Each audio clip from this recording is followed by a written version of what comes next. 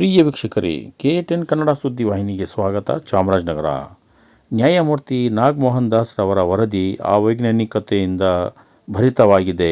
ಸರ್ಕಾರ ಇದನ್ನು ಅನುಮೋದಿಸದೆ ಕೈಬಿಡಬೇಕು ಎಂದು ಜ್ಞಾನಪ್ರಕಾಶ್ ಸ್ವಾಮೀಜಿ ಆಗ್ರಹಿಸಿದರು. ಚಾಮರಾಜನಗರ ಜಿಲ್ಲೆ ಬಲಗೈ ಸಮುದಾಯಕ್ಕೆ ಸೇರಿದ ಛಲವಾದಿ ವಲಯ ಒಳ ಮೀಸಲಾತಿ ಜಾಗೃತಿ ಸಮಿತಿ ವತಿಯಿಂದ ಇಂದು ನಾಗಮೋಹನ್ ದಾಸ್ ರವರ ವರದಿ ಕೈಬಿಡಬೇಕು ಎಂದು ಒತ್ತಾಯಿಸಿ ಬೃಹತ್ ಪ್ರತಿಭಟನೆ ನಡೆಸಿದರು. ನಗರದ ಚಾಮರಾಜೇಶ್ವರ ದೇವಸ್ಥಾನದ ಮುಂಭಾಗ ಜಮಾಯಿಸಿದ ನೂರಾರು ಕಾರ್ಯಕರ್ತರು ಪ್ರತಿಭಟನೆ ರ್ಯಾಲಿ ಪ್ರಾರಂಭಿಸಿ ಜಿಲ್ಲಾಡಳಿತ ಭವನ ಎದುರು ಕುಳಿತು ವರದಿಯ ವಿರುದ್ಧ ಅಸಮಾಧಾನ ಹೊರಹಾಕಿದರು. ಈ ವೇಳೆ ಕರ್ನಾಟಕ ರಾಜ್ಯ ಬಲಗೈ ಜಾತಿಗಳ ಒಕ್ಕೂಟದ ರಾಜ್ಯ ಅಧ್ಯಕ್ಷ ಜ್ಞಾನಪ್ರಕಾಶ್ ಸ್ವಾಮೀಜಿ ಅವರು ಮಾತನಾಡಿದರು. ಪ್ರತಿಭಟನೆಯಲ್ಲಿ ಕೊಳ್ಳೇಗಾಲದ ಶಾಸಕ AR ಕೃಷ್ಣಮೂರ್ತಿ, ಮಾಜಿ ಸಚಿವ N ಮಹೇಶ್, ಮಾಜಿ ಶಾಸಕ ಬಾಲರಾಜು, ಕರ್ನಾಟಕ ರಾಜ್ಯ ಬಲಗೈ ಜಾತಿಗಳ ಒಕ್ಕೂಟದ ಮೈಸೂರು ವಿಭಾಗದ ಸಂಚಾಲಕರು ವೆಂಕಟರಮಣಸ್ವಾಮಿ ಪಾಪು, ಜಿಲ್ಲಾಧ್ಯಕ್ಷ ಶಿವಕುಮಾರ್ ಅಯ್ಯನ್ಪುರ, ಡಾಕ್ಟರ್ ರಾಜು ಸೇರಿದಂತೆ ಇನ್ನಿತರರು ಸಾವಿರಾರು ಕಾರ್ಯಕರ್ತರು ಭಾಗಿಯಾಗಿದ್ದರು. ಸಮೀಕ್ಷೆ ಮಾಡ್ತಕ್ಕಂಥ ಒಬ್ಬ ನ್ಯಾಯಾಧೀಶ ಎಡಗೈ ಸಂಬಂಧಿತ ಜಾತಿಗಳ್ಯಾವು, ಬಲಗೈ ಸಂಬಂಧಿತ ಜಾತಿಗಳ್ಯಾವು ಅಂತ ಗುಂಪುಗಳಾಗಿ ವಿಂಗಡಣೆ ಮಾಡಿ ಜನಸಂಖ್ಯೆ ಹೇಳ್ಬಿಟ್ಟಿರೋ ಮುಗಿದೋಗಿತ್ತಲ್ಲ.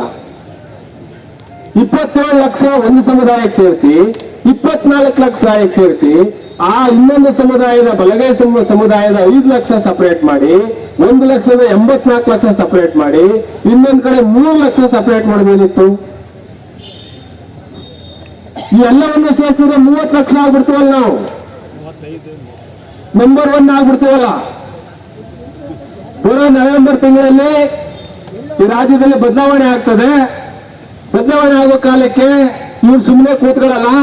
ಇವರು ರಾಜ್ಯದ ಮುಖ್ಯಮಂತ್ರಿ ಕೇಳ್ತಾರೆ ಅಂತಕ್ಕಂಥ ಷಡ್ಯಂತ್ರ ಮಾಡಿ ಬೇಕು ಅಂತಾನೆ ಬಲಗೈ ಸಮುದಾಯಕ್ಕೆ ನೀವು ಮರಣ ಶಾಸನವನ್ನು ಬರೆದಿದ್ದೀರಿ ಅಂತಕ್ಕಂಥದ್ದು ದಾಖಲೆ ಆಗಿದೆ. ನಿಮ್ಮ ಅಂಕಿಅಂಶಗಳ ಪ್ರಕಾರ, ಮಾಧ್ಯಮದಲ್ಲಿ ಬಂದಿರತಕ್ಕಂತಹ ಅಂಕಿಅಂಶಗಳ ಪ್ರಕಾರ ನಾವು ಯಾರ ಹಕ್ಕುಗಳನ್ನ ಕಿತ್ಕೊಳ್ಳಲ್ಲ,